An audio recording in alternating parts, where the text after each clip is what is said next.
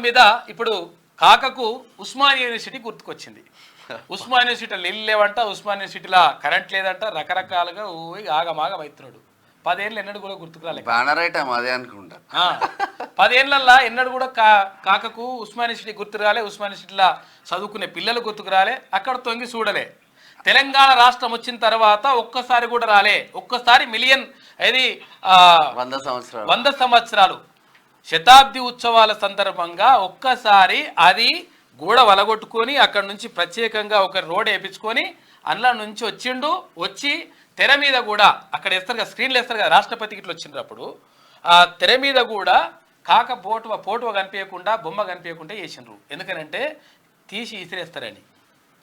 అయితే అటువంటి పరిస్థితి నుంచి ఇవాళ ఉస్మానియా యూనివర్సిటీ గురించి మాట్లాడుతున్నాడు.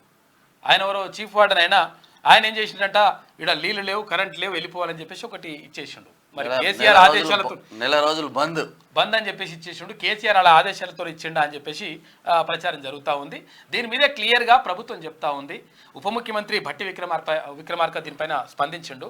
100% ఒక కనుక్కున్నారంట. కనుక్కున్న తర్వాత నీళ్లు ఫుల్ ఉన్నాయి, తర్వాత కరెంటు కూడా ఫుల్ ఉన్నది, విద్యార్థులు ఎక్కడికి వెళ్ళాల్సిన అవసరం లేదు, 100% మీ కాంపిటేటివ్ ఎగ్జామ్స్కి మీరు ప్రిపేర్ కావచ్చు, ఉస్మానియా యూనివర్సిటీలో ఉండేటువంటి విద్యార్థులకు అన్ని సౌకర్యాలు కల్పిస్తామని చెప్పేసి ఇప్పుడు ప్రభుత్వం చెప్తా ఉంది.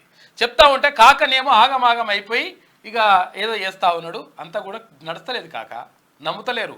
ఎందుకంటే ఉస్మానియా యూనివర్సిటీ గుర్తు రాలే కాదు, అనురాగ్ యూనివర్సిటీ పల్లరాజేశ్వర రెడ్డిది, మల్లారెడ్డి యూనివర్సిటీ మల్లారెడ్డిది, ఎవరి మీద అనురాగం ఉన్నదో అర్థమవుతుంది.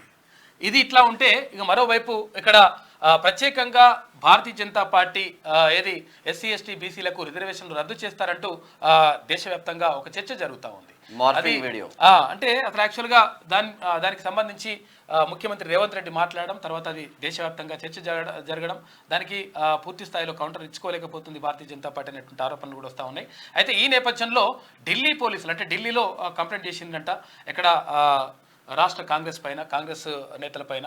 ఈ నేపథ్యంలో అక్కడ ముఖ్యమంత్రి రేవంత్ రెడ్డితో పాటు మరో 4 పైన కేసు నమోదు చేసిండ్రు. దానికి సంబంధించి నిన్న గాంధీ భవన్కి వచ్చేసి నోటీసులు ఇచ్చేసి ఇదేంటి విచారణ కాదా అటు ఇట్లా కావాలని చెప్పిండ్రు. చెప్తే మేము 15 రోజుల తర్వాత దానిపైన వివరణ ఇస్తామని చెప్పేసి కాంగ్రెస్ పార్టీ చెప్పింది నిన్న.